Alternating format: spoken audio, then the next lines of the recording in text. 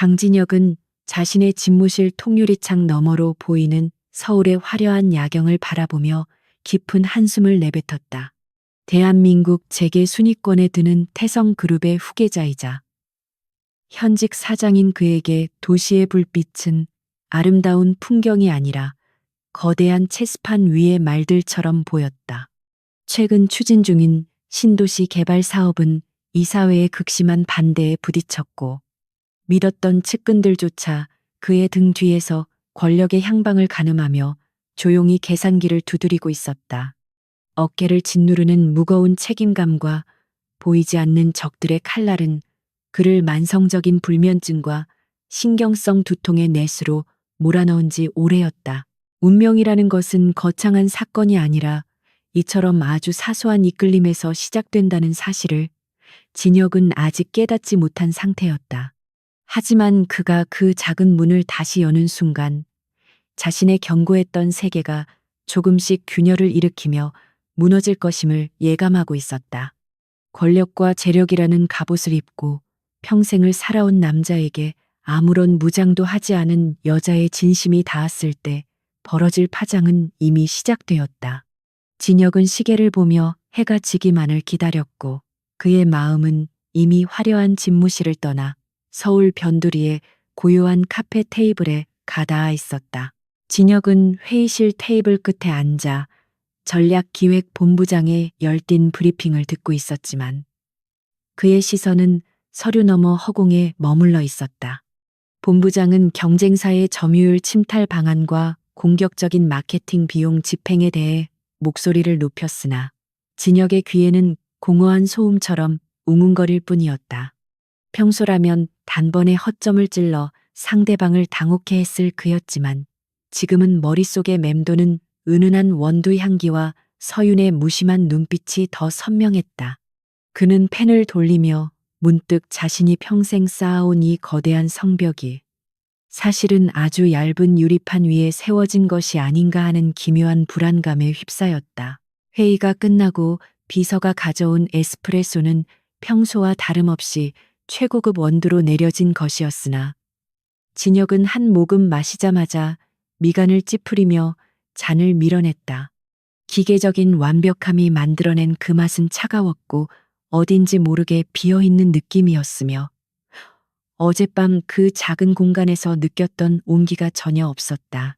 그는 책상 위에 놓인 태성그룹의 로고가 박힌 다이어리를 펼쳐 무의미한 낙서를 끄적이다가 결국 결심한 듯 재킷을 챙겨 자리에서 일어났다. 비서가 일정을 확인하며 당황해했지만 진혁은 짧은 휴식이 필요하다는 한마디만 남긴 채 전용 엘리베이터에 몸을 싣고 지하 주차장으로 향했다. 다시 찾은 카페는 어제보다 더 고요했고 입구에 달린 작은 종소리가 정적을 깨우며 진혁의 방문을 알리자 서윤은 책에서 시선을 떼지 않은 채 인사했다. 그녀는 진혁이 어제와 같은 자리에 앉는 것을 확인하고 나서야 천천히 자리에서 일어나 주방으로 향하며 무엇을 준비해 드릴지 묻지 않고 작업을 시작했다. 진혁은 그런 그녀의 태도가 무례하다고 느껴지기보다 오히려 자신의 지위와 상관없이 인간 그 자체로 대우받는 듯한 묘한 해방감을 느끼게 했다. 그는 가죽 소파의 낡은 질감을 손끝으로 느끼며 창밖으로 지나가는 사람들의 평범한 일상을 관찰하기 시작했는데 이는 평소에 그라면 상상도 못할 일이었다. 잠시 후 서윤이 가져온 것은 짙은 갈색의 액체가 담긴 투명한 유리잔이었고 그 안에는 얼음이 부딪히며 내는 청량한 소리가 공간의 정적을 기분 좋게 메웠다. 오늘은 어제보다 기온이 높고 손님의 표정이 훨씬 날카로워 보여서 차가운 것으로 준비했다는 서윤의 설명에 진혁은 자신도 모르게 실소를 터뜨렸다. 타인의 감정을 읽는데 도 같은 줄 알았던 자신보다 이 낯선 여자가 자신의 내면을 더 정확히 꿰뚫어 보고 있다는 사실이 경이롭기까지 했다. 그는 잔을 들어 한 모금 들이켰고 얼음처럼 차갑지만 속을 부드럽게 감싸는 커피의 풍미에 굳어있던 안면 근육이 서서히 풀리는 것을 경험했다. 서윤은 서빙을 마친 뒤에도 바로 돌아가지 않고 진혁의 맞은편 테이블에 앉아 정성스럽게 원두를 골라내며 손님은 왜 매일 밤 이곳을 찾느냐고 나직하게 물었다. 진혁은 잠시 망설이다가 세상 모든 것이 숫자로만 보이는 곳에서 도망치고 싶었을 뿐이라고 답하며 자신의 솔직한 심경을 처음으로 타인에게 털어놓았다. 서유는 그의 말에 동요하지 않고 그저 고개를 끄덕이며 숫자는 명확하지만 사람의 마음은 결코 계산대로 흐르지 않는 법이라며 담담하게 자신의 철학을 덧붙였다. 그 대화는 길지 않았지만 진혁에게는 그 어떤 경영학 강의나 심리 상담보다 깊은 울림을 주었으며 그의 견고한 이성에 작은 균열을 내기 시작했다. 그는 서윤의 손끝을 바라보며 저 작고 가냘픈 손이 어떻게 이토록 단단한 위로를 만들어낼 수 있는지 궁금해졌고 그녀가 살아온 삶의 궤적이 문득 궁금해졌다. 하지만 서윤은 선을 넘지 않았고 진혁 역시 자신의 정체를 밝히거나 사적인 질문을 던져 이 고요한 균형을 깨뜨리고 싶지 않은 복잡한 심경에 사로잡혔다. 두 사람 사이에는 묘한 긴장감과 안도감이 공존했고 카페 안을 채우는 재즈 선율은 마치 두 사람의 대화를 대신해주는 것처럼 부드럽게 흐르고 있었다. 진혁은 이 순간만큼은 자신이 태성그룹의 사장이 아니라 그저 커피 한 잔의 여유를 갈구하는 평범한 30 중반의 남자라는 사실에 만족했다. 하지만 평화는 오래가지 않았고 진혁의 주머니 속에서 진동하는 휴대전화는 무정한 기계음을 내뱉으며 그를 다시 냉혹한 현실의 세계로 강제로 끌어당기려 애를 썼다. 이사회의 긴급 소집 소식이었고 그는 전화를 확인하며 얼굴에 다시 차가운 가면을 썼지만 서윤을 바라보는 눈빛만큼은 여전히 흔들리고 있음을 숨기지 못했다. 서윤은 그가 떠나야 할 시간임을 직감한 듯 조용히 잔을 정리하며 언제든 숨이 가쁠 때면 이곳이 여기 있다는 사실을 기억하라고 배웅했다. 진혁은 문을 나서며 등 뒤로 느껴지는 서윤의 시선을 느꼈고 그것이 단순한 동정인지 아니면 깊은 이해인지 알 수 없어 가슴이 먹먹해졌다. 회사로 돌아가는 차 안에서 진혁은 핸들을 꽉 쥐며 자신이 이 여자에게 느낀 감정이 단순한 호기심인지 아니면 운명적인 끌림인지 스스로에게 수없이 되물었다. 그는 이미 수많은 여자를 만났고 정략적인 결혼시장에서 최고의 상품으로 취급받아 왔지만 서윤처럼 자신의 영혼을 직접적으로 건드린 사람은 단 한 명도 없었다. 이 사회장에 들어선 그의 모습은 여느 때보다 서늘하고 완벽했으나 그의 마음 한구석에는 이미 서윤이 심어놓은 작은 씨앗이 뿌리를 내리고 자라기 시작하고 있었다. 그는 반대파 이사들의 거센 압박 속에서도 평정심을 유지하며 날카로운 논리로 그들을 제압해 나갔지만 머릿속 한편으로는 오늘 밤 다시 그 카페에 갈 수 있을지를 계산했다. 완벽한 수트 아래 숨겨진 그의 심장은 평소보다 조금 더 빠르게 뛰고 있었고 그것은 두려움이 아니라 생전 처음 느껴보는 생동감에 가까운 낯선 전율이었다. 진혁은 회의가 길어질수록 초조해졌고 사람들의 입에서 나오는 탐욕스러운 단어들이 역겹게 느껴질 정도로 그의 가치관은 이미 조금씩 변해가고 있음을 스스로 자각했다. 그는 자신이 가진 모든 권력을 동원해서라도 이 작은 평화를 지키고 싶다는 위험한 생각에 도달했고 그것이 서윤에게 어떤 영향을 미칠지는 아직 알지 못했다. 밤은 깊어가고 도시의 소음은 더욱 날카로워졌지만 진혁의 머릿속에는 오직 서윤의 차분한 목소리와 그 작은 카페의 주황색 조명만이 선명한 잔상으로 남았다. 그는 답답한 넥타이를 거칠게 풀어헤치고는 수행비서도 물리친 채 직접 차를 몰아 복잡한 강남대로를 벗어났다. 화려한 네온사인과 소음이 점차 멀어지고 구불구불한 골목길이 나타날 때쯤 진혁은 이름 없는 작은 카페 앞에 멈춰 섰다. 낡은 목재 간판에는 따뜻한 주황색 조명이 은은하게 비치고 있었고 유리창 너머로 보이는 내부는 고요하기 그지없었다. 평소라면 결코 발을 들이지 않았을 초라한 외관이었지만 그 순간 진혁은 무엇인가에 홀린 듯 차문을 열고 차가운 밤 공기 속으로 발을 내디뎠다. 결국 그는 늦은 밤 다시 차를 몰아 골목길로 향했으나 이번에는 카페에 불이 꺼져 있는 것을 보고 형용할 수 없는 상실감과 공허함에 휩싸여 운전석에 한참을 앉아 있었다. 닫힌 문 너머로 서윤의 온기가 여전히 남아있는 듯한 착각에 빠진 진혁은 자신이 이미 그녀라는 존재에 깊이 중독되어 버렸음을 비로소 인정하지 않을 수 없었다. 그는 어둠 속에서 담배를 한 대 태우며 내일은 반드시 그녀에게 자신의 이름을 말하겠노라 다짐하며 차갑게 식어가는 엔진 소리를 뒤로하고 다시 화려한 지옥으로 발길을 돌렸다. 두 사람의 인연은 이제 단순한 우연의 영역을 넘어 서로의 삶을 송두리째 뒤흔들 거대한 폭풍의 전조를 알리며 그렇게 깊어가는 밤의 정적 속으로 잦아들었다. 태성그룹의 강진혁 사장이 일개 변두리 카페를 제집 드나들듯 한다는 소문은 정보의 바다인 재계에서 소리 없이 퍼져나갔다. 비서실장인 김전무는 진혁의 파격적인 행보에 우려를 표하며 보안상의 이유로 수행원을 대동할 것을 건의했지만 진혁은 차가운 눈빛으로 그를 제압했다. 그에게 카페는 단순히 음료를 마시는 공간이 아니라 태성이라는 거대한 기계장치의 부속품에서 벗어나 유일하게 인간으로 존재할 수 있는 도피처였다. 하지만 권력의 생리는 결코 개인의 평화를 허락하지 않았고 진혁의 부친이자 그룹의 총수인 강 회장은 아들의 이런 변화를 예의주시하며 불쾌감을 드러냈다. 진혁은 그날도 어김없이 해질녘 카페를 찾았고 서윤은 마치 그가 올 것을 알고 있었다는 듯 미리 예열된 머신 앞에 서서 원두를 고르고 있었다.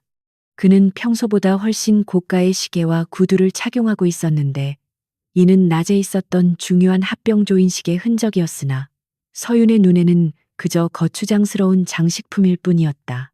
서윤은 그에게 다가와 조용히 커피를 건네며 오늘은 유독 어깨가 무거워 보인다고 말을 건넸고 진혁은 그녀의 통찰력에 다시 한번 놀라며 씁쓸한 미소를 지었다. 그는 수조원의 돈이 오가는 계약서에 도장을 찍고 왔지만 정작 자신의 마음을 찍어 누르는 공허함은 지울 수 없었다고 고백하며 잔을 들었다. 서윤은 그의 맞은편에 앉아 행주로 테이블을 닦으며 돈으로 살 수 있는 것은 편리함이지 평안함이 아니라는 사실을 손님도 이미 알고 계시지 않느냐고 반문했다. 진혁은 그녀의 말에 허를 찔린 듯 잠시 멈칫하다가 갑자기 품 안에서 두툼한 서류 봉투를 꺼내 테이블 위에 올려놓으며 서윤의 표정을 살폈다. 그 안에는 이 일대 상권을 대대적으로 리모델링하고 서윤의 카페를 현대식 건물로 증축해주겠다는 파격적인 제안서와 거액의 후원 계약서가 들어있었다. 진혁은 나름대로 서윤에 대한 고마움과 호감을 표현한 것이었지만 서윤의 눈빛은 순식간에 차갑게 식어버렸고 공간의 공기는 얼어붙는 듯한 긴장감으로 가득 찼다. 서윤은 서류 봉투에는 눈길조차 주지 않은 채 진혁의 눈을 똑바로 응시하며 이것이 손님이 생각하는 진심의 방식이냐고 날카롭게 쏘아붙였다. 진혁은 당황하며 당신의 재능이 이런 초라한 곳에서 썩는 것이 안타까워 더 좋은 환경을 제공하려는 선이라고 설명했으나 서윤에게는 오만한 권력자의 과시로 들렸다. 그녀는 자리에서 일어나 카운터로 돌아가더니 진혁이 놓아둔 커피값을 제외한 나머지 서류들을 단호하게 밀어내며 이곳의 가치는 당신의 숫자로 매길 수 없다고 선언했다. 진혁은 태어나서 처음으로 누군가에게 자신의 호의가 거절당하는 경험을 했고 그 대상이 아무것도 가진 것 없는 카페 주인이라는 사실에 묘한 굴욕감을 느꼈다. 두 사람 사이에는 날카로운 침묵이 흘렀고 서윤은 다시 책을 펼쳐들며 더 이상 하실 말씀이 없으면 영업시간이 끝났으니 나가달라고 정중하지만 단호하게 요청했다. 진혁은 화가 치밀어 올랐으나 서윤의 흔들림 없는 눈동자 속에서 자신이 저지른 실수가 무엇인지 어렴풋이 깨닫기 시작하며 자괴감에 빠졌다. 그는 자신이 가진 가장 강력한 무기인 자본이 이 여자에게는 아무런 위협도 유혹도 되지 않는다는 사실에 경외심을 느끼면서도 동시에 큰 벽을 마주한 기분이었다. 진혁은 서류를 챙겨들고 카페를 나서며 자신의 방식이 누군가에게는 폭력이 될 수 있다는 사실을 뼈저리게 느끼며 밤거리의 차가운 공기를 들이마셨다. 다음 날 진혁은 업무에 집중하지 못한 채 서윤의 차가운 목소리만 귓가를 맴돌아 결국 예정되어 있던 골프 모임까지 취소하고 사무실에 틀어박혔다. 그는 자신이 서윤에게 다가가려 했던 방식이 얼마나 세속적이고 천박했는지 자책하며 그녀의 마음을 되돌릴 방법을 찾기 위해 머리를 싸매고 고민했다. 권력자로만 살아온 그에게 진심을 전하는 법은 세상에서 가장 어려운 난제였고, 그는 결국 화려한 꽃바구니나 명품 선물 대신 진심 어린 사과를 준비하기로 마음먹었다. 그는 수행비서에게 특별한 지시를 내려 카페 주변에 태성그룹의 영향력이 미치지 않도록 철저히 차단할 것을 명령하며 그녀의 독립적인 공간을 존중하기로 했다. 며칠 뒤 진혁은 다시 카페를 찾았으나 이번에는 수트 대신 편안한 니트 차림이었고 손에는 거창한 서류 대신 직접 쓴 짧은 편지 한 장만을 들고 있었다.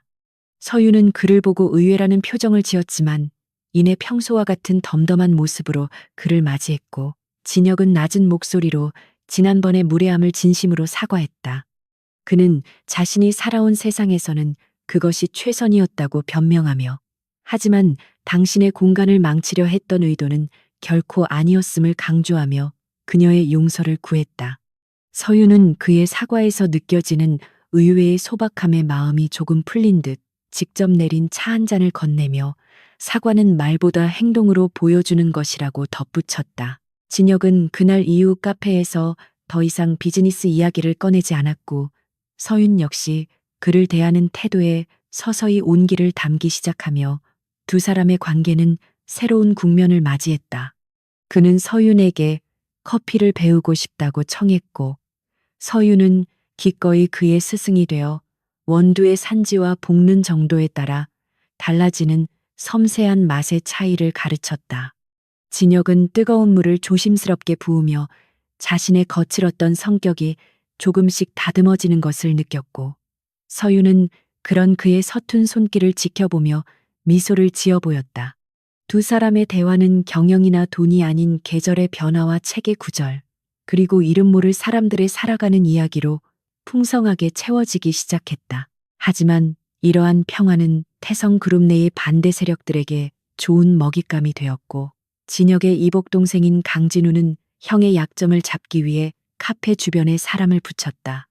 진우는 형이 고작 카페 사장 따위에게 빠져 정신을 못 차린다는 사실을 확인하고 이를 이용해 부친인 강 회장에게 형의 경영권 박탈을 건의할 계획을 세웠다.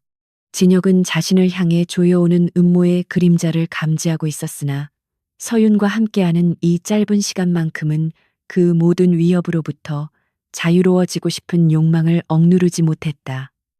그는 서윤의 맑은 눈을 바라보며 만약 자신이 모든 것을 잃게 되더라도 이곳에 올 자격이 있겠느냐고 물었고 서윤은 커피값만 낼 수 있다면 누구든 환영이라고 대답했다.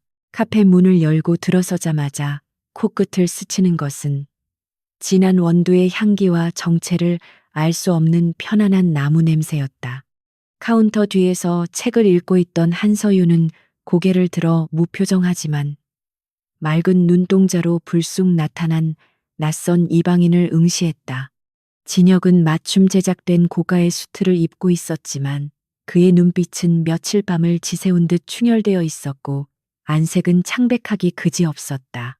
서유는 그가 누구인지 전혀 모르는 듯 했으나 그의 어깨에 내려앉은 피로의 무게만큼은 본능적으로 감지한 모양이었다.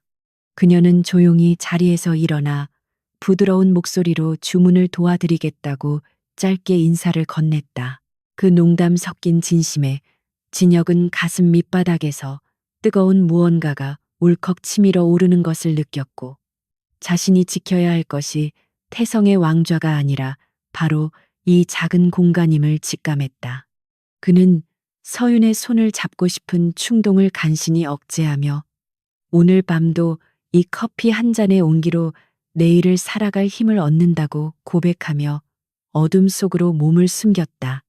카페 밖은 여전히 치열한 전쟁터였고 진혁은 이제 그 전쟁에서 이기기 위해서가 아니라 서윤과의 평화를 지키기 위해 다시 칼을 갈아야만 했다. 서윤은 멀어지는 그의 뒷모습을 보며 그가 짊어진 짐이 얼마나 무거운지 어렴풋이 짐작하면서도 그가 다시 돌아오기를 바라는 마음을 숨기지 못한 채 문을 잠갔다. 태성그룹의 본사 집무실은 차가운 대리석과 무거운 침묵으로 가득 차 있었지만 그 이면에서는 강진혁을 몰아내려는 거대한 음모의 파도가 소리 없이 소용돌이 치고 있었다. 진혁의 이복동생인 강진우는 형의 사생활을 조사한 보고서를 강 회장의 책상 위에 올려놓았고 그 안에는 진혁이 허름한 골목의 카페를 드나드는 사진들이 적나라하게 담겨 있었다. 강 회장은 아들의 일탈을 단순한 유흥으로 보지 않았으며 그것이 그룹의 권위와 후계자로서의 자격에 흠집을 내는 치명적인 약점이라고 판단하여 즉각적인 조치를 명령했다.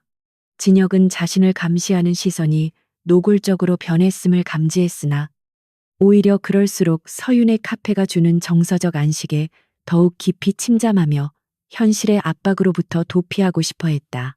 어느 날 오후 서윤이 혼자 카페를 지키고 있을 때 예고 없이 한 여자가 문을 열고 들어왔는데 그녀는 진혁의 전 부인이자 대기업 가문의 장녀인 최수진이었다.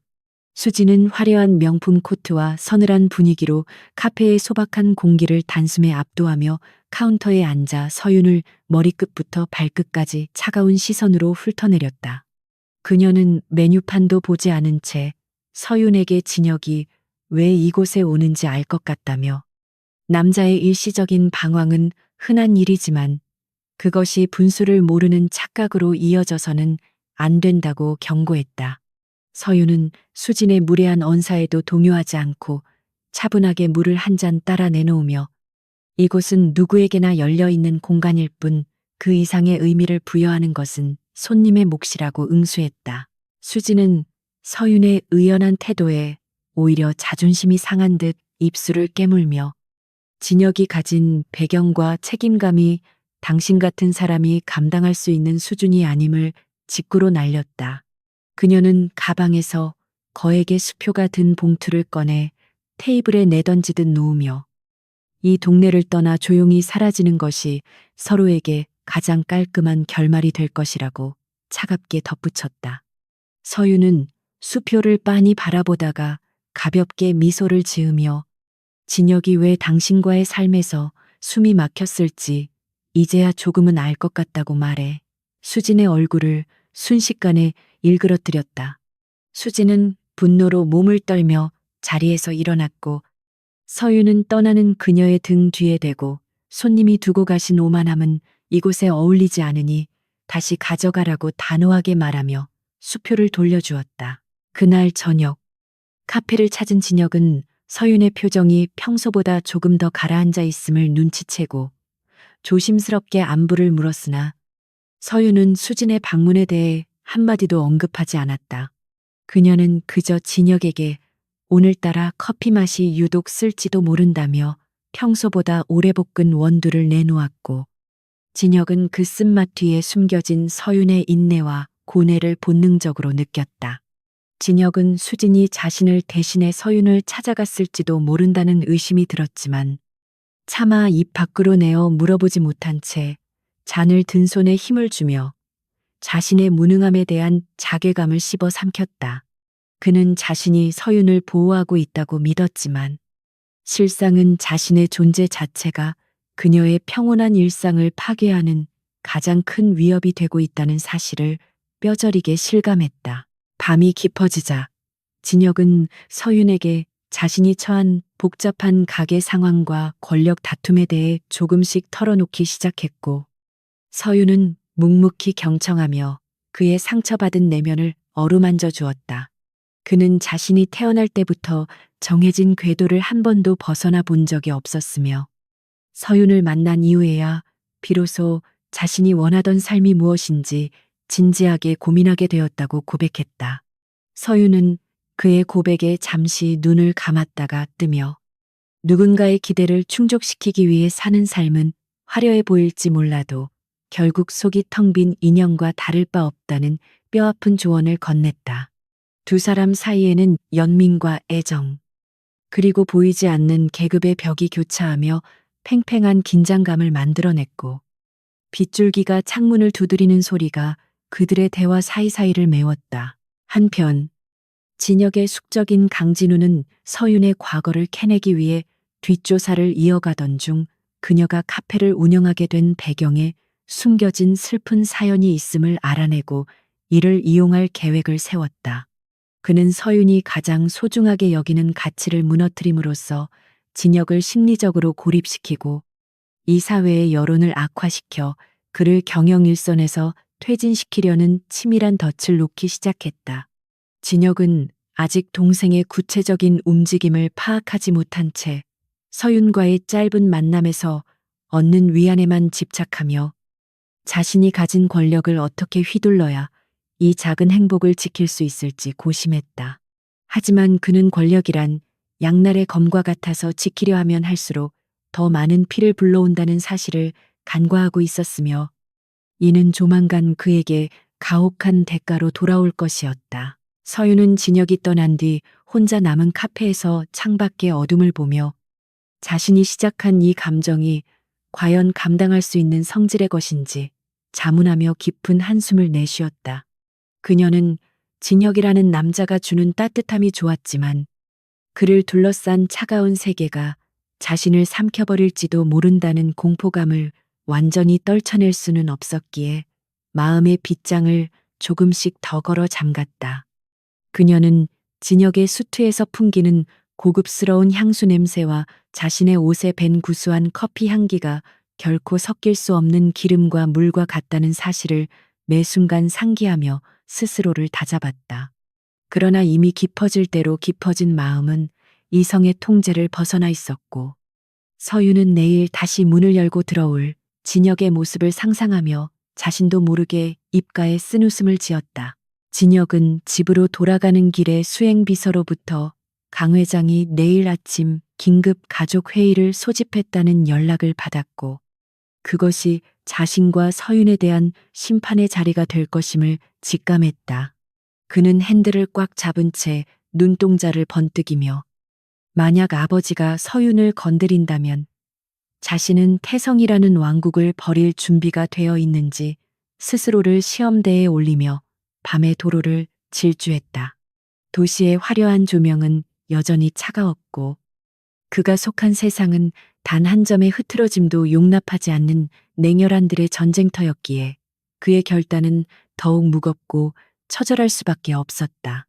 진혁은 집무실 책상에 앉아 서윤이 준 커피 원두 주머니를 만지작거리며 다가올 폭풍 앞에서 자신이 무엇을 우선순위에 두어야 할지 마지막으로 마음을 정리하며 길고 긴 밤을 지새웠다.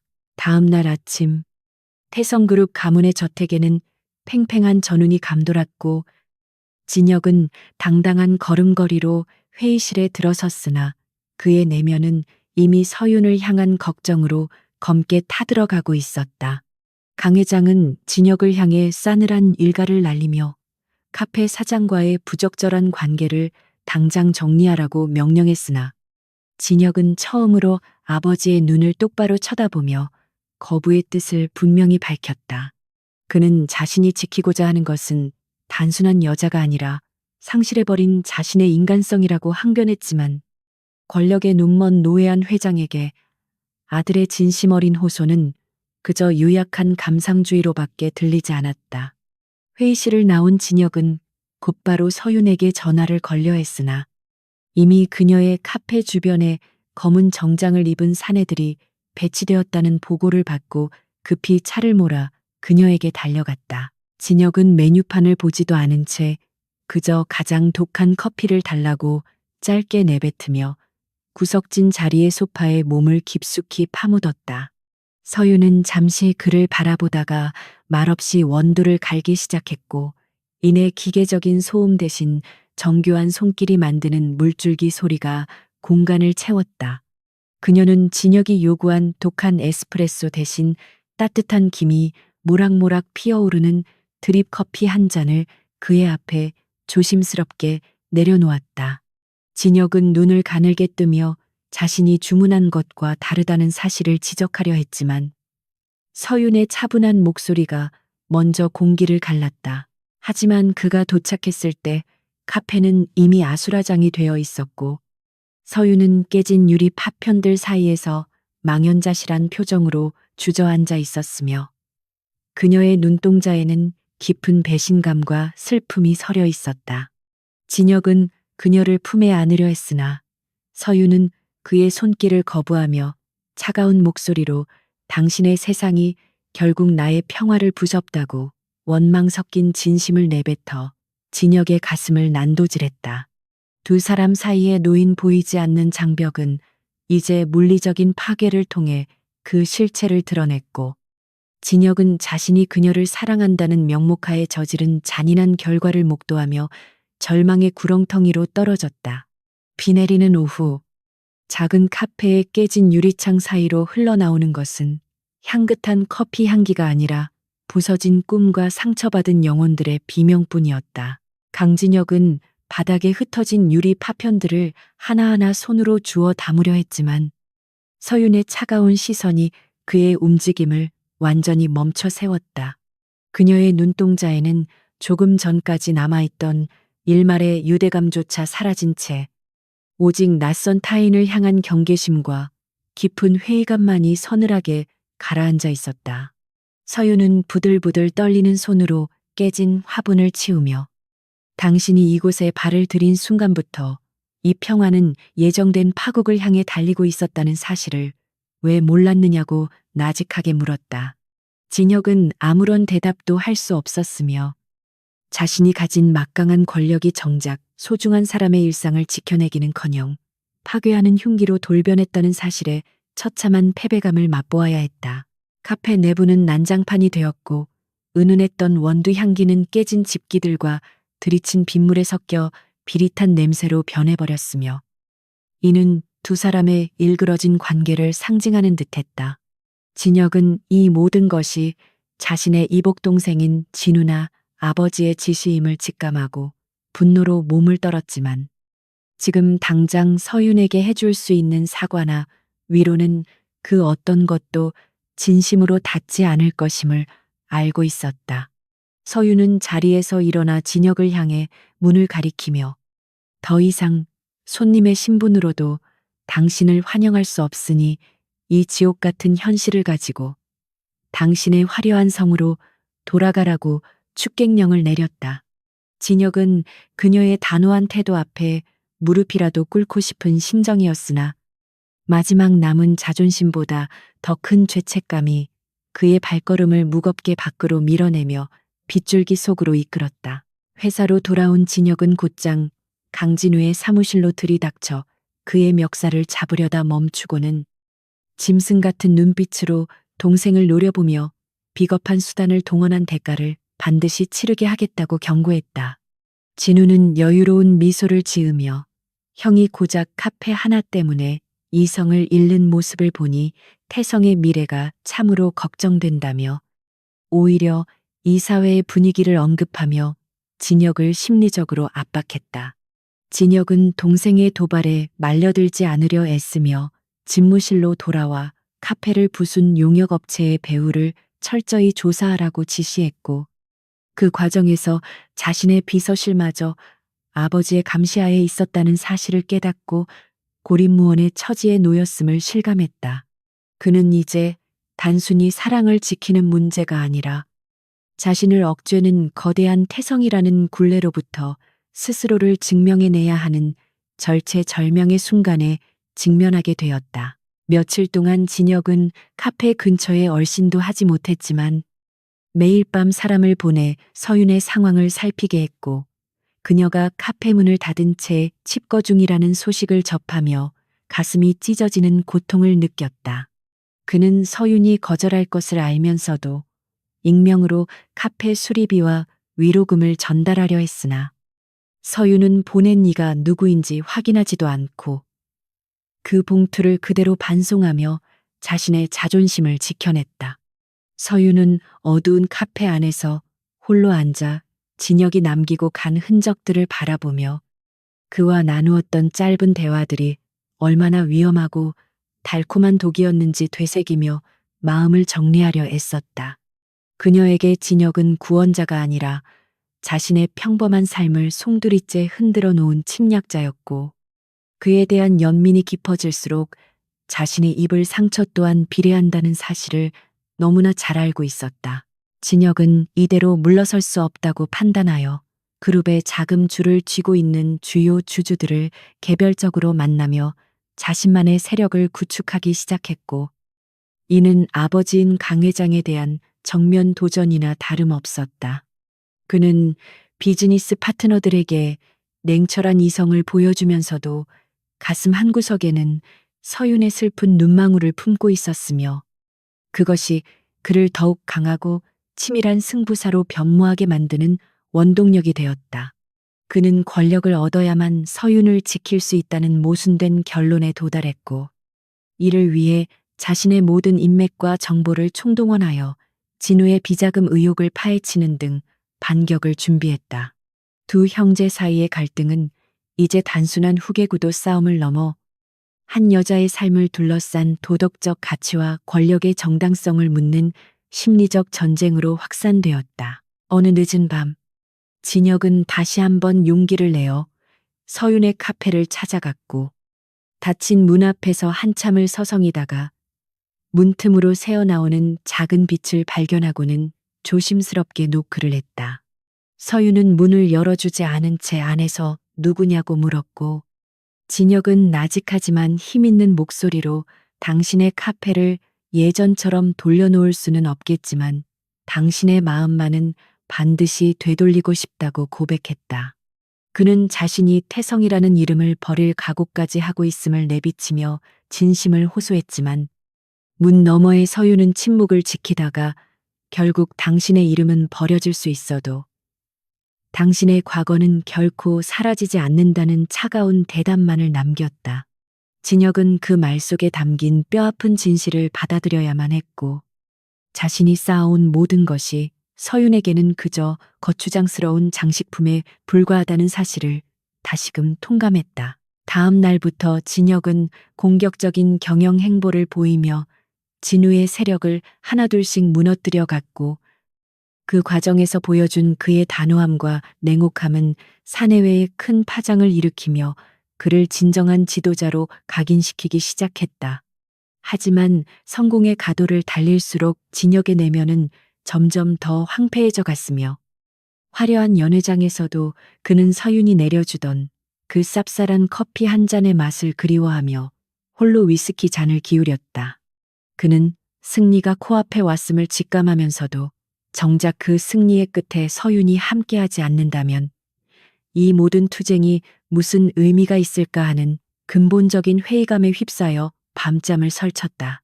서윤은 카페에 부서진 집기들을 하나씩 새로 들여놓으며 조용히 영업 재개를 준비했고 그녀의 손끝에는 진혁에 대한 원망과 그리움이 묘하게 뒤섞인 감정의 파편들이 묻어 있었다.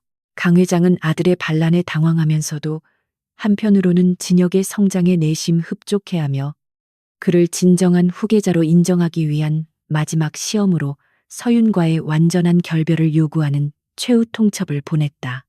진혁은 아버지가 내민 조건이 담긴 서류를 바라보며 냉소를 지었고 자신이 추구하는 왕국은 타인의 희생 위에 세워진 비겁한 성이 아님을 분명히 하기 위해 서류를 눈앞에서 갈기갈기 찢어버렸다.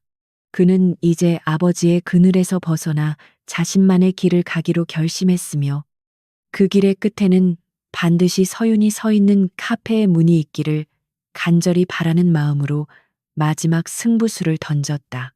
진혁의 눈빛은 그 어느 때보다 날카롭게 빛났고 그가 내딛는 발걸음 하나하나에는 태성그룹의 운명뿐만 아니라 한 여자와의 인연을 되찾겠다는 필사적인 의지가 서려 있었다.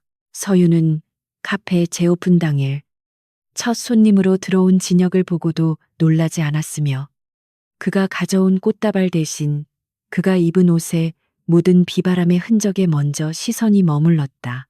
그녀는 아무 말 없이 따뜻한 물 한 잔을 내놓았고 진혁은 그 물잔을 받으며 비로소 자신이 돌아와야 할 곳이 어디인지 깨닫는 듯한 안도의 한숨을 내쉬며 그녀를 바라보았다. 두 사람 사이의 공기는 여전히 무겁고 복잡한 감정들로 뒤엉켜 있었지만 최소한 서로를 밀어내기만 하던 극단적인 거부감은 조금씩 옅어지며 대화의 여지를 남기고 있었다. 진혁은 서윤에게 자신이 치른 전쟁의 결과를 설명하려 했으나 서윤은 그의 입술 위에 손가락을 가만히 갖다 대며 지금은 그저 이 고요한 순간의 맛을 느끼고 싶다고 속삭여 진혁의 심장을 멈추게 했다. 지금 손님에게 필요한 건 신경을 날카롭게 세우는 카페인이 아니라 엉킨 마음을 잠시 식혀줄 따뜻한 온기인 것 같아서요.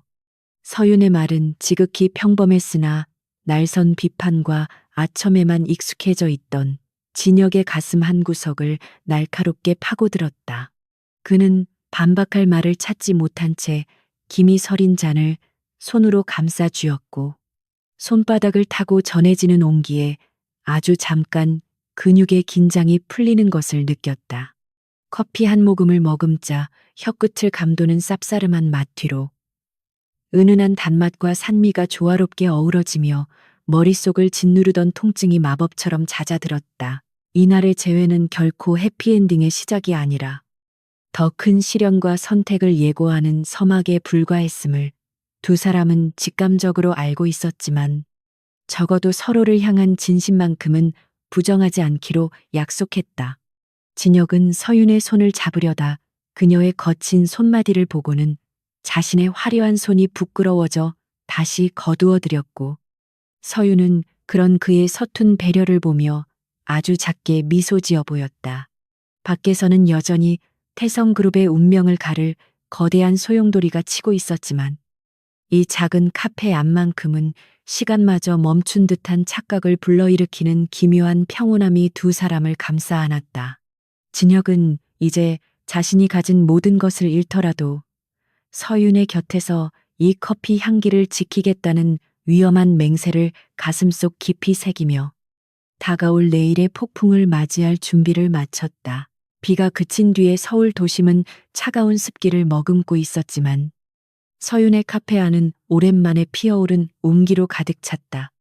서윤은 진혁이 선물한 화려한 꽃다발을 테이블 구석으로 치워두고 대신 자신이 가장 아끼는 낡은 주전자에 물을 끓이며 등 뒤에서 느껴지는 그의 시선을 견뎌냈다. 진혁은 아무런 말도 없이 서윤의 뒷모습을 지켜보았는데 그녀의 가냘픈 어깨 위에 얹힌 삶의 무게가 평소보다 훨씬 무겁게 느껴져 가슴 한구석이 저릿해졌다. 그는 자신이 가져온 권력의 전리품들이 이 작은 공간의 공기를 오염시키고 있다는 사실을 깨달았지만 그럼에도 불구하고 그녀에게서 도망칠 수 없는 자신의 나약함을 비로소 인정했다. 서윤은 끓는 물을 정성스럽게 식힌 뒤 원두 위로 물줄기를 떨어뜨리며 이 카페가 자신에게 단순한 생계수단, 그 이상의 의미를 지니고 있음을 나직하게 설명하기 시작했다. 그녀는 몇 년 전 사고로 세상을 떠난 오빠와의 마지막 약속이 바로 이 카페를 지키는 것이었다고 말하며 오빠가 남긴 유일한 유산인 이 공간이 진혁으로 인해 훼손되었을 때 느꼈던 참담함을 고백했다. 진혁은 서윤의 목소리에 담긴 억눌린 슬픔을 들으며 자신이 그녀의 일상을 파괴한 것이 단순한 건물의 파손이 아니라 한 사람의 영혼이 깃든 성역을 침범한 범죄였음을 뼈저리게 느꼈다. 서윤의 눈동자에는 눈물이 맺히지 않았지만 그 건조한 목소리가 오히려 진혁의 심장을 더욱 날카롭게 도려냈고 그는 고개를 숙인 채 침묵할 수밖에 없었다. 진혁은 잠시 후 무거운 입술을 떼며 자신이 살아온 세계는 오직 빼앗고 지키는 것만이 전부였기에 누군가의 소중한 가치를 지켜주는 법을 배우지 못했다고 진심 어린 참회를 건넸다. 그는 서윤에게 자신이 가진 태성의 지분을 정리하고 전문 경영인에게 맡긴 뒤 평범한 인간 강진혁으로 살아가면 어떻겠느냐는 충격적인 제안을 던지며 그녀의 반응을 살폈다. 서윤은 물줄기를 멈추고 고개를 들어 진혁을 바라보았는데 그의 눈빛은 여느 때처럼 오만하지 않았고 오히려 길 잃은 아이처럼 간절함과 두려움이 뒤섞여 흔들리고 있었다. 하지만 서윤은 그의 제안에 기뻐하기는커녕 당신이 그 왕관을 버린다고 해서 당신의 손에 묻은 권력의 냄새가 한순간에 사라지지는 않을 것이라며 냉정하게 현실을 짚어주었다.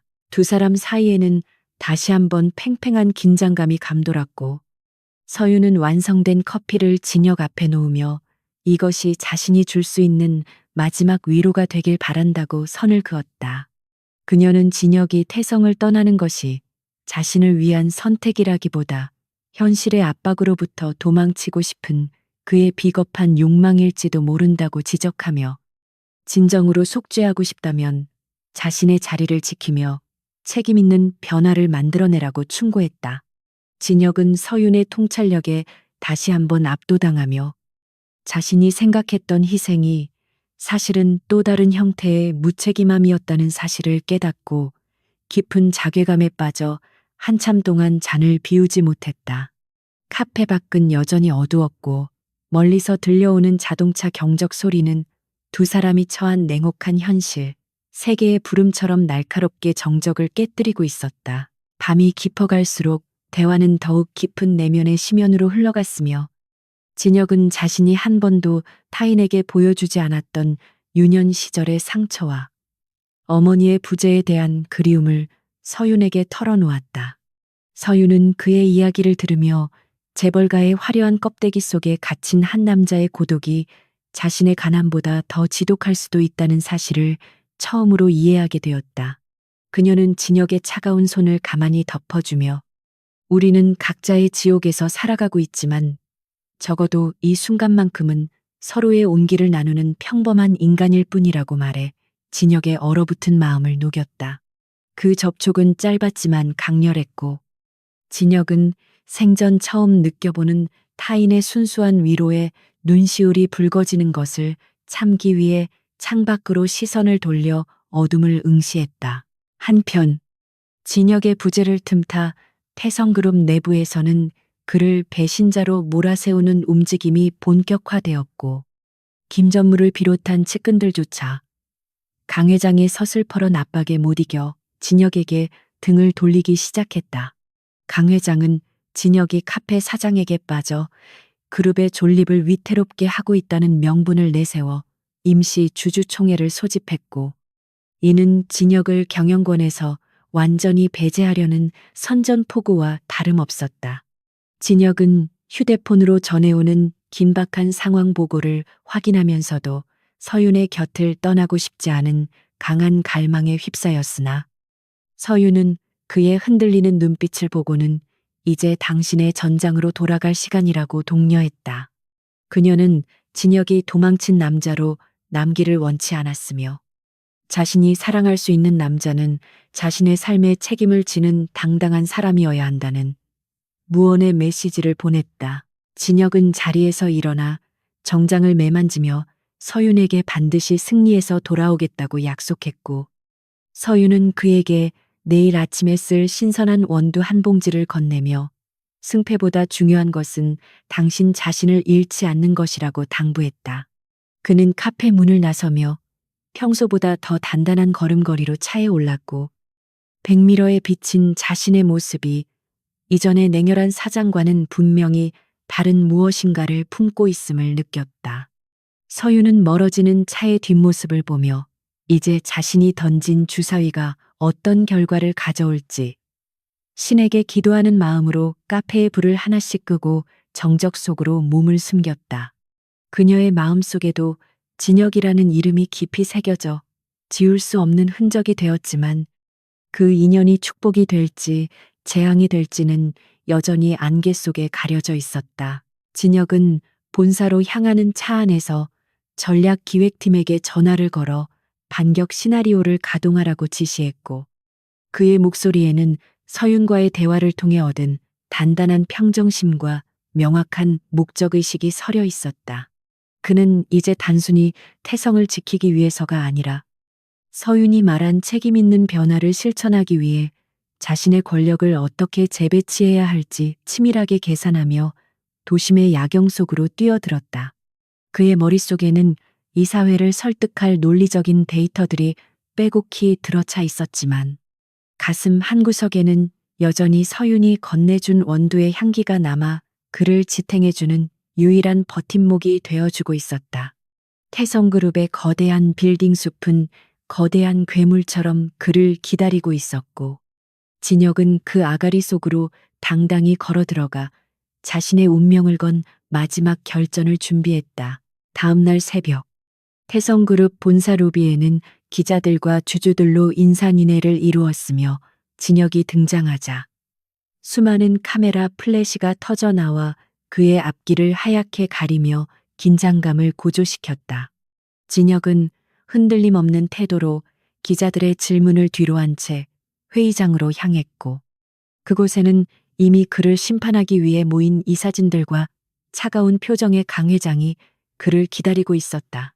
그는 단상에 올라 마이크를 잡았을 때 문득 서윤이 해주었던 침묵의 위로라는 말을 떠올렸고 잠시 동안의 정적을 통해 장례를 압도한 뒤 자신의 경영 철학과 그룹의 혁신 방안을 차분하게 발표하기 시작했다. 그의 연설은 이전의 독단적인 방식과는 달리 인간 중심의 가치와 지속 가능한 성장을 강조했으며 이는 변화를 갈망하던 소액 주주들과 중립파 이사들의 마음을 움직이기 시작했다. 진혁은 잔을 내려놓고 고개를 들어 자신을 가만히 지켜보던 서윤과 시선을 마주하며 이 커피의 이름이 무엇인지 물었다. 서윤은 엷은 미소를 지으며 특별한 이름은 없지만 굳이 부르자면 침묵의 위로라고 부르고 싶다고 대답하며 다시 카운터로 돌아갔다. 침묵의 위로라는 단어는 진혁의 머릿속을 맴돌며 그가 평생 동안 갈구해왔으나 단 한 번도 가져보지 못한 평온함을 상징하는 듯했다. 그는 수천억 원의 계약서에 서명할 때보다 더 진지한 표정으로 잔에 남은 마지막 한 방울의 커피까지 천천히 음미하며 시간을 보냈다. 강 회장은 아들의 예상치 못한 전공법에 당황한 기색을 내비쳤으나 곧바로 진혁의 사생활 문제를 언급하며 그의 도덕성을 공격하려 시도했지만 진혁은 오히려 자신의 사랑을 당당히 고백하며 그것이 자신의 변화를 이끈 원동력임을 천명했다. 그는 진정한 리더는 자신의 감정을 숨기는 자가 아니라 그 감정을 통해 세상을 더 따뜻하게 바라볼 줄 아는 자라고 역설하며 이 사회의 편협한 사고방식에 정면으로 도전장을 내밀어 장내를 술렁이게 만들었다.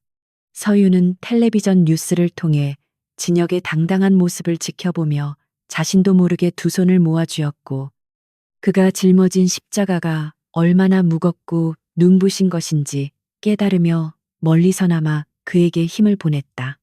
전쟁은 이제 시작이었고 두 사람의 운명은 태성이라는 거함의 진로와 함께 요동치며 예측할 수 없는 결말을 향해 격렬하게 달려가고 있었다. 태성그룹의 주주 총회장은 팽팽하게 당겨진 활시위처럼 언제라도 터질 듯한 긴장감이 감돌았고 진혁의 파격적인 선언은 장내를 순식간에 아수라장으로 만들었다. 강 회장은 싸늘한 눈빛으로 아들을 응시하며 권력의 정점에서 내려올 준비나 하라고 일갈했으나 진혁은 오히려 차분하게 준비된 서류 뭉치를 이사들의 책상 위에 내려놓았다. 그 안에는 김 전무를 비롯한 측근들이 강진우와 공모하여 회사의 공금을 횡령하고 유령 회사를 통해 비자금을 조성해온 명백한 증거들이 고스란히 담겨 있었다. 믿었던 수하들의 배신을 목도한 강 회장의 얼굴은 경악으로 일그러졌고 장내를 가득 채웠던 비난의 목소리는 일순간 얼어붙은 듯한 정적 속으로 잦아들며 형세의 역전을 알렸다. 진혁은 단상에서 내려와 아버지를 향해 다가가며 이것이 아버지가 그토록 강조하시던 태성의 질서냐고 나직하게 물었으나 그의 목소리에는 승자의 거만함 대신 깊은 비애감이 서려 있었다. 그는 자신을 지탱해주던 유일한 세계가 이토록 추악한 기만 위에 세워졌다는 사실에 환멸을 느꼈고, 그럴수록 마음의 안식처였던 서윤의 작은 카페가 더욱 간절하게 그리워졌다. 주주총회는 정회되었고 진혁은 배신감에 몸을 떠는 김 전무의 앞을 지나쳐 복도로 나왔을 때 자신의 심장 가장 가까운 곳이 차갑게 식어가는 것을 느꼈다. 권력을 지키기 위해 누군가를 무너뜨려야 하는 이 생존 게임은 그가 예상했던 것보다 훨씬 더 큰 정신적 소모를 요구했고, 그는 이제 무엇이 진정한 승리인지조차 불분명해졌다. 그날 밤 진혁은 승전보를 안고 카페로 향했으나 평소와 달리 카페의 불은 꺼져 있었고 문 앞에는 낯선 검은색 차량 한 대가 오만하게 주차되어 있어 그의 본능적인 경계심을 자극했다. 차 안에서 내린 인물은 다름 아닌 강 회장의 수행 비서였으며 그는 진혁에게 서윤이 지금 태성가의 저택으로 강제로 소환되었다는 청천벽력 같은 소식을 전하며 진혁의 이성을 마비시켰다. 강 회장은 주주총회에서의 수세를 만회하기 위해 진혁이 가장 아끼는 존재를 인질로 삼는 비열한 수법을 택한 것이었고, 진혁은 분노로 시야가 붉게 물드는 것을 느끼며 차를 돌렸다. 그는 아버지가 절대로 선을 넘지 않을 것이라 믿었던 자신의 천진함을 자책하며 서윤이 겪고 있을 공포와 모멸감을 생각하니 핸들을 잡은 손이 하얗게 질릴 정도로 떨려왔다. 태성 저택의 육중한 대문을 밀고 들어선 진혁은 서재 한가운데 차갑게 서 있는 서윤과 그녀를 압박하며 소파에 앉아 있는 강 회장을 발견하고는 폭발적인 분노를 억누르며 두 사람 사이를 가로막았다. 강 회장은 아들을 비웃으며 이 미천한 여자가 내 미래를 바꿀 가치가 있다고 생각하느냐고 물었고, 서윤은 진혁을 바라보며 자신은 괜찮으니 결코 타협하지 말라고 떨리는 목소리로 당부했다. 서윤은 이곳에 끌려오는 내내 모욕적인 언사를 견뎌냈으나 진혁의 눈을 보는 순간 자신이 그의 가장 큰 약점이 되었다는 사실에 깊은 자괴감을 느끼며 입술을 깨물었다.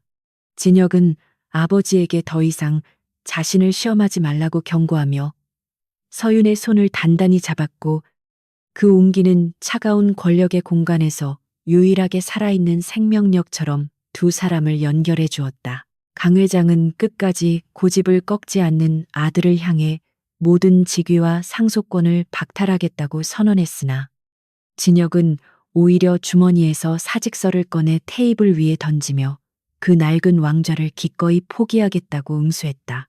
그는 자신이 지키고자 하는 것은 태성의 자산이 아니라 한 인간으로서의 존엄성임을 분명히 했고, 서윤을 데리고 저택을 빠져나오는 내내 등 뒤에서 들려오는 아버지의 고함 소리를 무겁게 무시했다.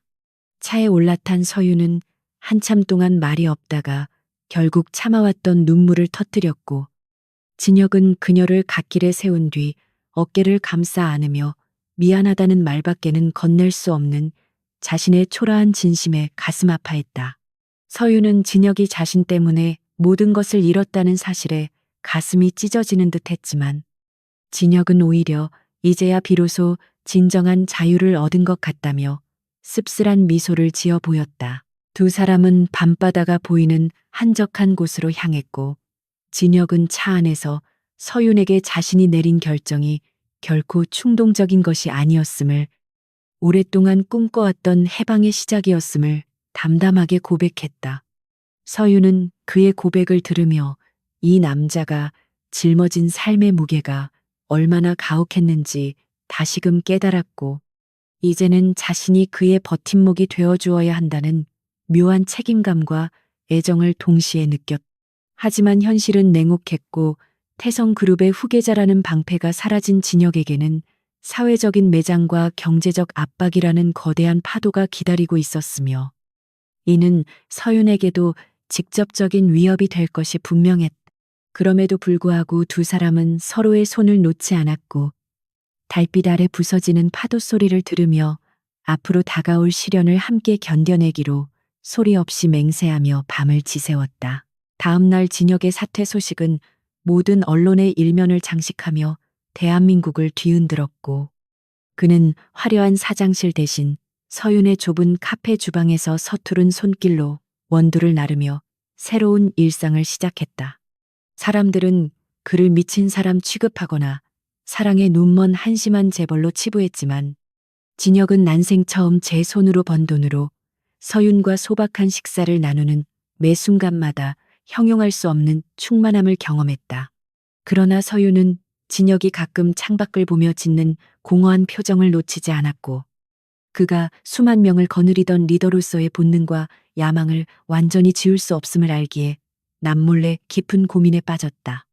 그녀는 진혁이 자신 곁에서 시들어가는 것을 원치 않았고, 진정한 사랑이란 상대방의 날개를 꺾는 것이 아니라 더 높은 곳으로 날아오를 수 있게 지지해주는 것임을 잘 알고 있었다. 한편 태성그룹은 진혁의 부재로 인해 심각한 경영 위기에 봉착했고, 강 회장은 자신의 오만이 불러온 결과를 감당하지 못한 채 건강이 급격히 악화되어 병상에 눕게 되었으며, 그룹은 공중분해될 위기에 처했다. 이사회는 뒤늦게 진혁의 경영 능력을 그리워하며 그에게 복귀를 타진했으나 진혁은 차갑게 거절했고, 대신 전문 경영인 체제로의 전환과 지배 구조 개선을 조건으로 마쿠에서 조언을 아끼지 않았다. 그는 더 이상 권력의 노예가 아니라 자신의 가치를 지키는 관찰자로서 세상을 바라보기 시작했으며, 서윤은 그런 그의 변화된 모습을 보며 비로소 마음의 빗장을 완전히 열고 그를 자신의 삶 속으로 깊숙이 받아들였다.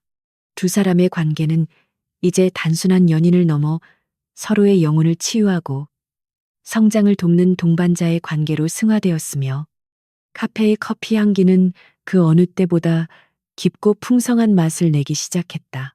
하지만 평화로운 일상 속에 숨어있던 강진우의 집요한 복수심은 끝내 사달을 냈고, 그는 형을 완전히 파멸시키기 위해 서윤의 카페 건물 자체를 강제로 매입하여 철거하겠다는 마지막 카드를 꺼내들었다. 서윤은 갑작스럽게 날아온 철거 통지서를 보며 절망했지만, 진혁은 이번만큼은 물러서지 않고 자신이 그동안 개인적으로 구축해온 비밀 네트워크를 가동하여 진우의 숨통을 조일 최후의 반격을 준비했다. 그는 돈과 권력이 아니라 법과 원칙, 그리고 대중의 지지를 동원하여 동생의 부도덕한 행태를 폭로했고, 이는 서윤의 작은 카페를 지키기 위한 투쟁을 넘어 우리 사회의 정의를 묻는 상징적인 사건으로 비화하였다. 진혁은 이제 무력이 아닌 지혜로 서윤을 지키는 법을 터득했으며, 그녀의 곁에서 싸우는 매 순간마다 자신이 진정으로 살아있음을 느끼며 강한 전율을 경험했다. 카페 안의 시계추가 규칙적으로 움직이는 소리만이 들려오는 가운데 진혁은 자신이 처한 복잡한 현실 세계가 아주 먼 나라의 이야기처럼 느껴졌다. 태성그룹의 황태자라는 직함도 이사회의 비열한 음모도 이 작은 공간의 정적 속에서는 아무런 힘을 발휘하지 못하는 무의미한 소음에 불과했다. 그는 창밖의 어둠을 보며 문득 자신이 왜 그토록 치열하게 남들을 짓밟고 올라가려 했는지에 대한 근본적인 의구심이 마음속에서 피어오르는 것을 느꼈다. 서윤은 그런 그의 내적 갈등을 아는 채 하지 않고 그저 묵묵히 마감 준비를 하며 그에게 필요한 최소한의 배려 섞인 거리를 유지해 주었다. 카페 앞에는 철거를 반대하는 단골 손님들과 시민들의 행렬이 이어졌고, 서윤은 그들의 따뜻한 격려 속에서 자신이 혼자가 아님을 느끼며 진혁과 함께 끝까지 싸울 것을 결심했다. 진혁은 서윤의 손을 잡고 시위대 앞에 서서 화려한 수트 대신 편안한 옷차림으로 자신의 소신을 밝혔고, 그 모습은 권위주의에 찌든 기성세대에 던지는 신선한 충격이자 새로운 리더십의 표본으로 기록되었다. 두 사람의 투쟁은 길고 험난했지만 서로를 향한 굳건한 신뢰가 있었기에 버틸 수 있었고, 결국 강진우의 야욕은 대중의 비난과 법의 심판 앞에 무릎을 꿇으며 일단락되었다. 이제 카페는 단순한 휴식처를 넘어 연대와 저항의 상징으로 자리 잡았고, 진혁과 서유는 그곳에서 새로운 미래를 설계하며 가장 달콤하고도 쌉싸름한 승리의 커피를 함께 나누어 마셨다. 태성그룹의 황태자라는 자귀를 스스로 내던진 강진혁의 행보는 세간의 조롱과 찬사를 동시에 불러일으켰으나 정작 본인은 그 어느 때보다 평온한 아침을 맞이하고 있었다. 그는 매일 아침 서윤의 카페로 출근하여 앞치마를 두르고 원두의 상태를 점검하거나 투박한 손길로 테이블을 닦는 일에 열중하며 화려했던 과거의 잔상을 지워나갔다. 서윤은 그런 진혁을 보며 미안함과 고마움이 뒤섞인 복잡한 눈빛을 보냈지만, 진혁은 그때마다 가벼운 농담을 건네며 그녀의 마음속 짐을 덜어주려 애쓰는 세심함을 보였다. 하지만 그들이 누리는 평화는 유리창 너머로 보이는 도심의 소음처럼 위태로웠으며, 강진우가 파놓은 함정은 서서히 그들의 일상을 옥죄어오며 보이지 않는 압박을 가하기 시작했다. 서유는 카페를 찾아오는 손님들 틈에 섞여 자신들을 감시하는 낯선 시선들을 느낄 때마다 가슴 한구석이 서늘해지는 공포를 경험했지만, 진혁의 앞에서는 애써 태연한 척 미소를 지었다. 진혁 또한 주변을 맴도는 수상한 차량과 태성그룹 측에서 보내온 경고성 메시지들을 확인하면서도 서윤이 불안해할까봐 혼자서 그 모든 심리적 부하를 견뎌내며 밤잠을 설쳤다. 두 사람은 서로를 보호하기 위해 진실을 숨기는 선의의 기만을 이어갔고, 그 과정에서 발생하는 미묘한 거리감은 역설적으로 그들의 사랑을 더욱 애틋하고도 절박하게 만들었다. 권력의 비호 아래 살던 남자가 아무런 보호막 없이 거리에 던져졌을 때 마주하는 현실은 생각보다 훨씬 냉혹했고, 진혁은 자신의 존재가 서윤에게 짐이 되고 있다는 자괴감에 시달렸다. 그러던 어느 날 태성그룹의 법무팀을 앞세운 강진우는 카페 건물의 점유권 이전을 요구하는 강제 집행 예고장을 보내왔고, 이는 서윤에게 생존권과 추억을 동시에 박탈하겠다는 선전포고였다. 서윤은 종이를 손에 쥔 채 파르르 떨며 주저앉았고, 진혁은 그런 그녀를 부축하며 자신의 무능함에 치를 떨었지만, 이내 눈빛을 갈며 최후의 수단을 강구하기 위해 비밀리에 움직였다. 그는 과거 자신이 그룹 내에서 구축해두었던 인맥 중 여전히 자신에게 부채감을 느끼고 있는 인물들을 포섭하기 시작했으며, 이는 자본의 논리가 아닌 인간적 신뢰를 기반으로 한 모험이었다.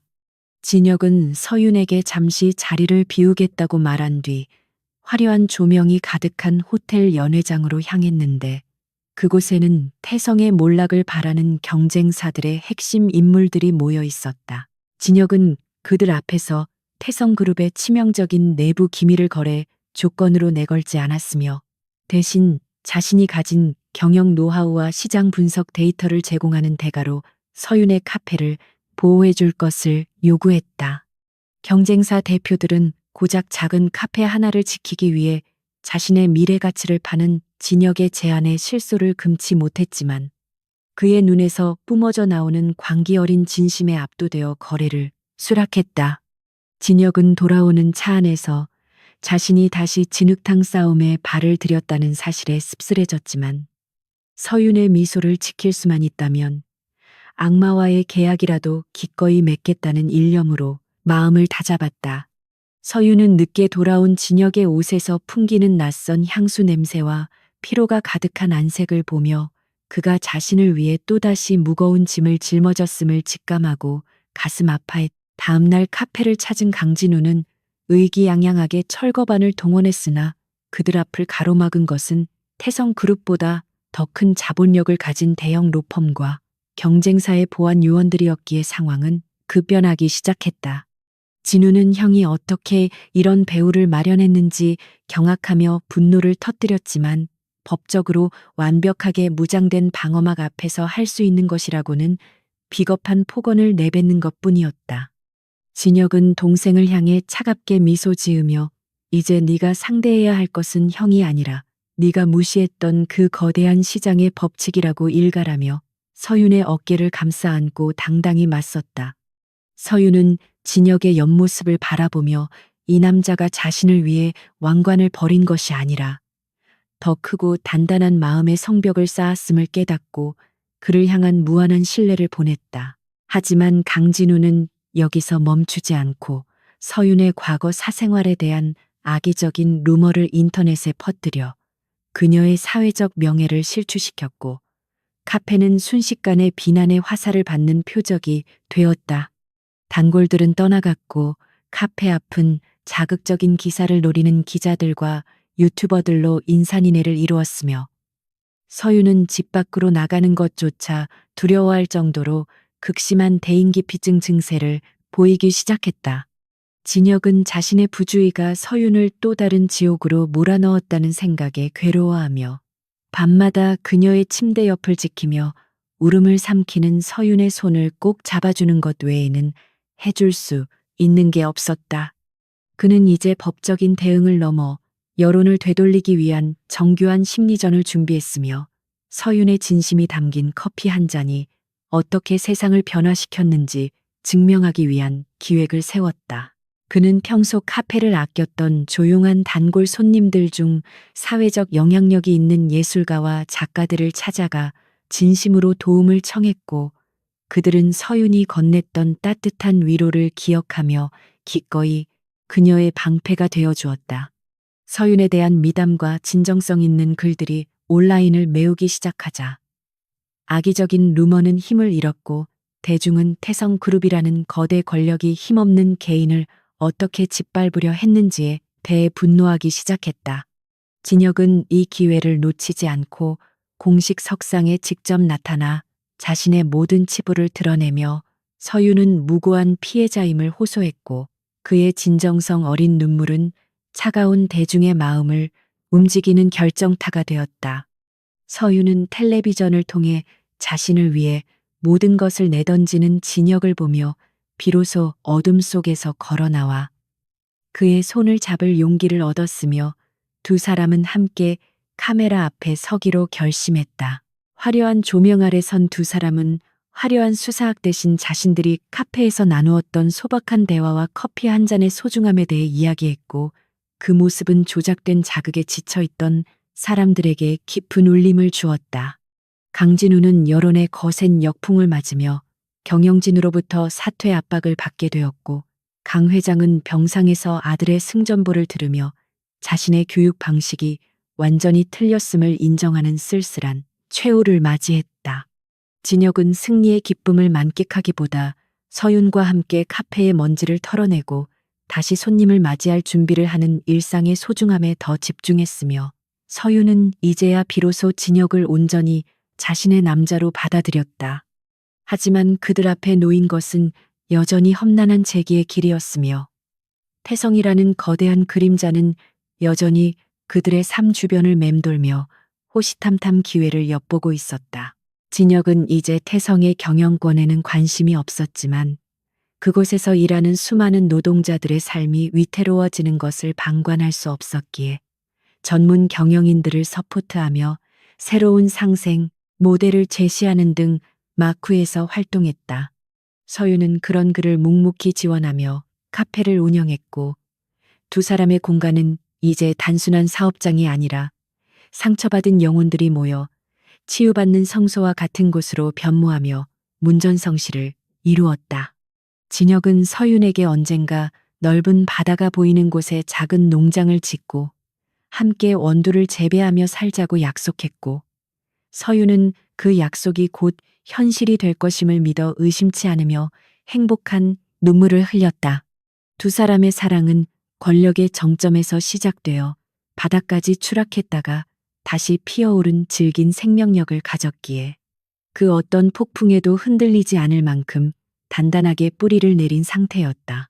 한참을 앉아있던 진혁은 지갑에서 고액권 수표를 꺼내려다 멈칫하고는 주머니 속에 있던 잔돈과 10,000원짜리 지폐 몇 장을 꺼내 카운터에 놓았다.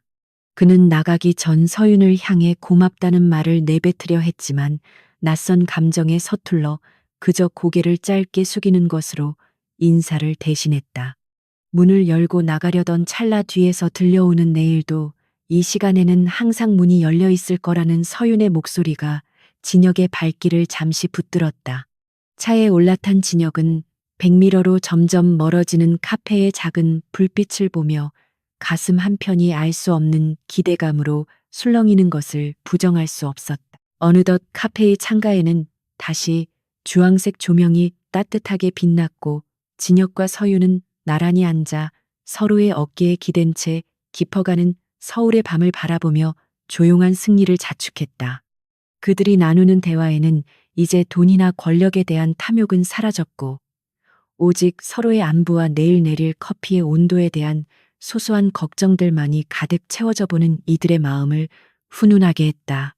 진혁은 문득 자신이 그날 밤 길을 잃고 이 카페에 들어오지 않았더라면 지금쯤 어떤 괴물이 되어 있었을지 상상하며 옆에 있는 서윤의 손을 더욱 꽉 쥐었다. 서윤은 그의 손을 맞잡으며 운명은 때로 가장 쓴 맛으로 찾아와 가장 달콤한 결말을 선물한다는 사실을 상기시키며 진혁의 가슴 속에 영원히 지지 않는 희망의 불꽃을 지폈다. 태성그룹의 거대한 제국이 강진우의 구속과 강 회장의 퇴진으로 요동치는 사이 진혁과 서윤은 그 모든 소음으로부터 멀리 떨어진 작은 카페에서 유난히 긴 겨울밤을 맞이하고 있었다. 진혁은 이제 태성의 공식적인 직함은 없었으나 그룹의 회생을 위해 백이종군하는 자세로 마쿠에서 산적한 문제들을 해결하며 서윤의 곁을 지켰고 사람들은 그를 배신자가 아닌 진정한 리더로 재평가하기 시작했다. 하지만 권력의 이동은 언제나 피를 부르는 법이라. 강진우의 추종 세력들은 마지막 발악으로 진혁이 서윤을 보호하기 위해 경쟁사들과 맺었던 비밀 계약서를 조작하여 언론에 유포하는 비열한 공작을 감행했다. 진혁이 자신의 사익을 위해 그룹의 핵심 기술을 매각하려 했다는 누명은 삽시간에 퍼져나갔고 그는 다시 한번 대중의 지탄을 받는 배신자의 프레임에 갇혀 사회적 매장의 위기에 처했다. 서윤은 카페 문 앞에 뿌려진 비난 섞인 전단지들을 묵묵히 치우며 자신이 진혁에게 너무나 큰 짐을 지운 것이 아닌가 하는 깊은 죄책감에 휩싸여 며칠 밤을 눈물로 지새워야 했다. 그녀는 진혁에게 이제 그만 자신을 떠나 원래의 자리로 돌아가라고 당신의 결백을 증명하기 위해서라면 나라는 존재는 지워져도 좋다고 애원하며 그의 옷자락을 붙잡고 통곡했다. 하지만 진혁은 떨리는 서윤의 어깨를 단단히 감싸 안으며 자신의 명예보다 소중한 것은 당신의 눈동자에 담긴 신뢰뿐이라며 어떤 시련이 와도 결코 그녀를 놓지 않겠다는 강철 같은 의지를 보여주었다. 그는 이제 방어적인 자세를 버리고 정면 돌파를 선택했으며 조작된 증거들의 허점을 파헤치기 위해 과거 자신의 수하였던 정보팀 요원들을 비밀리에 소집하여 진실을 밝히기 위한 마지막 추적에 나섰다. 진혁은 며칠 동안 카페 지하실에서 밤을 지새우며 방대한 자료들을 검토했고 마침내 강진우의 측근이 해외 서버를 통해 증거를 조작했다는 결정적인 단서를 포착하여 반격의 기회를 잡는 데 성공했다. 그는 이 모든 증거를 들고 언론사나 경찰로 향하는 대신 현재 태성을 장악하려던 임시 이사회를 찾아가 단판을 짓기로 결심했는데 이는 자신의 목숨을 건 위험한 도박이나 다름없었다. 이사회장에 나타난 진혁은 예전의 오만한 사장이 아니라 진심을 다해 회사를 걱정하는 선배 경영인의 모습으로 나타났고 그의 진정성 있는 설득에 중립적이었던 이사들은 조금씩 마음을 열기 시작했다. 그는 자신이 가진 모든 권리를 영구히 포기하는 조건으로 그룹의 경영권 방어와 서윤에 대한 보호를 약속받았으며 이는 그가 평생 쌓아온 성취를 단 한 잔의 커피값처럼 미련 없이 지불한 셈이었다. 한편 서윤은 진혁이 없는 동안 카페를 찾아온 강 회장의 마지막 메신저로부터 충격적인 제안을 받았는데 그것은 진혁이 다시 그룹으로 복귀하는 대신 서윤이 영구히 해외로 떠나라는 가문의 잔인한 요구였다. 서윤은 진혁이 다시 빛나는 자리에 앉기를 간절히 바랐기에 잠시 흔들렸으나 진혁이 없는 화려한 삶보다 그와 함께하는 초라한 일상이 자신에게는 더 큰 가치가 있음을 깨닫고 단호하게 거절의 뜻을 밝혔다. 그녀는 메신저를 향해 당신들이 말하는 성공은 사람의 영혼을 갉아먹는 환상일 뿐이며 자신은 진혁이 인간으로서 행복해지는 길을 끝까지 함께 걷겠다고 선언하며 그들을 카페 밖으로 밀어냈다. 서윤의 이 선택은 진혁이 밖에서 벌이던 사투만큼이나 처절하고 용기 있는 결단이었으며 두 사람의 사랑이 단순히 감정의 유의를 넘어 영적인 연대로 진화했음을 보여주는 대목이었다. 폭풍 같은 시간이 지나고 진혁이 모든 문제를 해결하고 카페로 돌아왔을 때 서윤은 아무 말 없이 그를 품에 안았고 두 사람은 서로의 심장 박동을 느끼며 긴 침묵 속에서 뜨거운 눈물을 흘렸다. 진혁은 이제 정말로 모든 것이 끝났다고, 더 이상 우리를 방해할 세력도 명분도 사라졌다고 속삭이며 서윤의 이마에 입을 맞추었고 카페 안은 비로소 완전한 평화의 향기로 채워졌다. 하지만 강 회장의 별세 소식은 그들에게 마지막 슬픔의 그림자를 드리웠고 진혁은 자신을 그토록 괴롭혔던 아버지의 영전 앞에서 미움과 용서가 뒤섞인 복잡한 심경으로 마지막 인사를 건네며 자신의 유년 시절과도 영원한 작별을 고했다. 장례식장에서 진혁은 수많은 재계 인사의 시선에도 아랑곳하지 않고 서윤의 손을 꼭 잡은 채 당당히 걸어 나왔고 그 모습은 태성이라는 거대한 과거로부터 완벽하게 해방되었음을 알리는 상징적인 장면이었다. 카페로 돌아온 두 사람은 이제 화려한 뉴스 헤드라인이 아닌 내일 아침 손님들에게 내놓을 샌드위치의 재료를 고민하고 원두의 로스팅 포인트를 상의하며 지극히 평범하고도 위대한 일상으로 복귀했다. 진혁은 가끔 자신의 화려했던 집무실이 떠오를 때마다 서윤이 내려주는 쌉싸름한 에스프레소 한 잔을 마시며 그 허영의 잔상을 깨끗이 씻어냈고 서윤은 그런 그를 보며 가장 아름다운 미소로 응답했다. 두 사람의 이야기는 서울 변두리의 작은 골목길을 타고 흘러나가 권력과 돈에 지친 수많은 사람에게 진정한 행복이 무엇인지에 대한 화두를 던지며 하나의 전설처럼 남게 되었다. 이제 그들에게 남은 것은 다가올 봄의 따스한 햇살을 맞이하며 자신들만의 작은 왕국인 이 카페에서 영원히 지지 않는 사랑의 꽃을 피워나가는 일뿐이었다. 진혁은 서윤에게 청혼하며 값비싼 다이아몬드 반지 대신 직접 볶은 원두를 담은 작은 주머니를 건넸는데 그 안에는 당신의 향기와 평생 함께하고 싶다는 소박한 쪽지가 담겨 있어 서윤의 가슴을 뭉클하게 만들었다. 서윤은 그 어떤 보석보다 빛나는 진혁의 진심을 받아들였고 두 사람은 카페 한 구석에서 오직 단골 손님들만을 모신 채 세상에서 가장 작고 아름다운 결혼식을 올리며 서로의 영원한 동반자가 될 것을 맹세했다. 그날 밤 카페의 창문 너머로 보이는 서울의 야경은 여전히 번잡했지만 그 불빛들은 더 이상 진혁을 압박하는 체스판의 말이 아니라 두 사람의 앞날을 축복하는 화려한 촛불처럼 따뜻하게 반짝였다. 서윤은 진혁의 어깨에 기대어 우리가 걸어온 길이 결코 헛되지 않았음을 느끼며 비로소 마음속 깊이 간직했던 오빠와의 약속을 지켰다는 안도감 속에 깊은 잠에 들었다.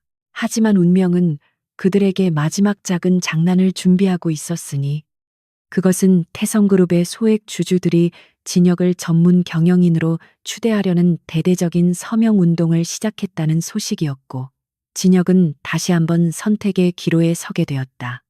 서윤은 진혁이 자신의 재능을 썩히는 것을 안타까워하며 그의 결정을 존중하겠다고 말했지만 진혁은 이번에는 권력이 아닌 책임을 위해 그리고 서윤과의 평화를 지속하기 위한 새로운 경영 모델을 구상하며 미소 지었다. 그는 일주일 중 사흘은 카페에서 서윤을 돕고 나머지 사흘은 재단에서 사회 공헌 사업을 이끄는 파격적인 삶의 방식을 선택함으로써 자본주의의 냉혹함과 인간적 따뜻함이 공존할 수 있음을 몸소 증명해 보였다. 두 사람의 삶은 이제 개인의 행복을 넘어 사회적인 영감의 원천이 되었으며 그들이 내리는 커피 한 잔에는 세상의 모든 상처를 치유할 수 있는 깊은 풍미가 담기게 되었다. 계절이 바뀌어 카페 앞 가로수에 파릇파릇한 새싹이 돋아날 때쯤 진혁과 서윤은 함께 작은 여행 가방을 들고 공항으로 향했는데 그것은 새로운 원두 산지를 찾아 떠나는 모험이자 그들의 새로운 인생 이막을 알리는 행보였다. 그들이 떠난 빈 카페에는 진혁이 남긴 잠시 자리를 비웁니다. 더 깊은 향기를 담아 돌아오겠습니다. 라는 팻말이 걸려 있었고 단골들은 그들이 가져올 새로운 이야기를 기대하며 카페 앞을 서성였다. 비행기 안에서 구름 위로 솟아오르는 태양을 바라보며 진혁은 서윤의 손을 맞잡았고 두 사람은 이제 어떤 높은 곳에 있든 어떤 낮은 곳에 있든 서로가 곁에 있다면 그곳이 바로 낙원임을 확신하며 미소 지었다. 그들의 사랑은 그렇게 가장 치열한 전장에서 시작되어 가장 고요한 안식처에서 결실을 보았고 그 여정의 끝은 다시 새로운 시작을 향해 열려 있었다. 그날 밤 진혁은 수개월 만에 수면제 도움 없이 깊은 잠에 들었고 꿈속에서는 날카로운 서류 뭉치 대신 은은한 커피 향기가 가득했다. 다음 날 아침 회사에 출근한 그의 눈빛은 여전히 날카로웠지만 부하 직원들은 평소보다 사장의 분위기가 미묘하게 부드러워졌음을 눈치채고 술렁거리기 시작했다. 진혁은 회의 중간중간 자신도 모르게 책상 위에 놓인 종이컵 속의 믹스커피를 바라보며 어젯밤 그 작은 카페에서 느꼈던 온기를 떠올렸다. 그는 오늘 밤에도 어김없이 그 골목길을 찾아갈 것임을 확신하며 쏟아지는 보고서들 사이에서 전례 없는 집중력을 발휘해 업무를 처리해 나갔다. 카페의 문은 잠시 닫혀 있었지만 그 문틈으로 새어나오는 은은한 커피 잔향은 여전히 골목길을 지키고 있었고 그것은 언젠가 돌아올 두 사람의 따뜻한 환대를 예고하는 약속처럼 사람들의 마음속에 오래도록 머물렀다. 진혁은 창밖의 끝없는 지평선을 보며 자신이 가졌던 태성의 왕국보다 지금 서윤과 나누는 이 짧은 대화가 훨씬 더 무겁고 가치 있다는 사실을 다시금 새기며 행복한 한숨을 내쉬었다. 서윤 또한 진혁의 눈동자 속에서 자신의 온전한 우주를 발견하고는 어떤 시련이 닥쳐도 이 남자와 함께라면 그 어떤 쓴맛의 커피도 달콤하게 느껴질 것임을 믿으며 그의 어깨에 머리를 기댔다. 두 사람의 운명을 바꾼 것은 대단한 권력이나 재력이 아니라 진심이 담긴 단 한 잔의 커피와 그것을 나누어 마실 수 있는 용기였음을 세상은 비로소 이해하기 시작했다.